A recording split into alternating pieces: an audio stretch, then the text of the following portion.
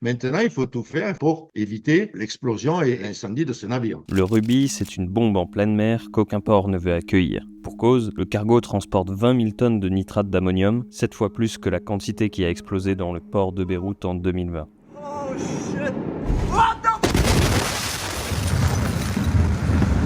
Parti de Russie, le Ruby a essuyé une tempête et cherche partout des docks pour effectuer des réparations. Sa cargaison est placée sous surveillance accrue par la marine française car elle a de quoi inquiéter. Les nitrates d'ammonium se transportent comme une marchandise dangereuse. Il ne faut pas l'embêter, comme tous les comburants d'ailleurs. Hein. En ce moment, sur tous les porte-conteneurs que vous avez, il y a des matières dangereuses, des milliers de tonnes de matières dangereuses. Alors d'abord, vous en avez 20 000 tonnes, d'accord? C'est pas un petit peu. Et puis, le bateau est en avarie. Donc, il faudrait absolument le décharger, stocker le nitrate d'ammonium dans des lieux corrects et le recharger un peu plus tard. Donc, il faut juste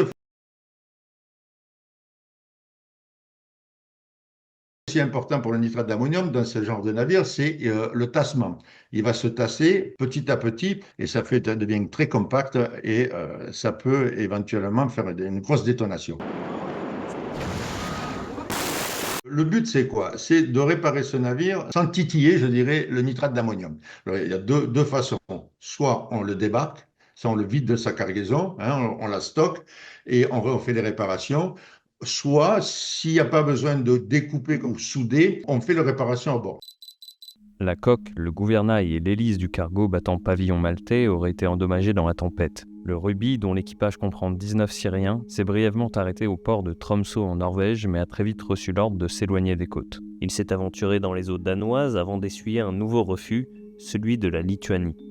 Il a repris ensuite la mer vers le sud et la Manche, visiblement escorté par un remorqueur selon le site Marine Traffic. On ne peut pas laisser ce genre de navire dans des ports-villes. Quand bien même, vous ne pouvez pas non plus les laisser errer comme ça n'importe où. De toute façon, quoi qu'il en soit, il faudra le traiter. Donc, à chaque fois qu'il va pénétrer dans les eaux d'un pays, il va demander les autorisations pour déjà pour traverser ou pour accoster. Donc, à un moment donné, il va avoir une autorisation. Je ne vois pas toutes les autorités du monde le laisser errer en mer comme ça pendant des années. C'est pas possible. C'est impossible.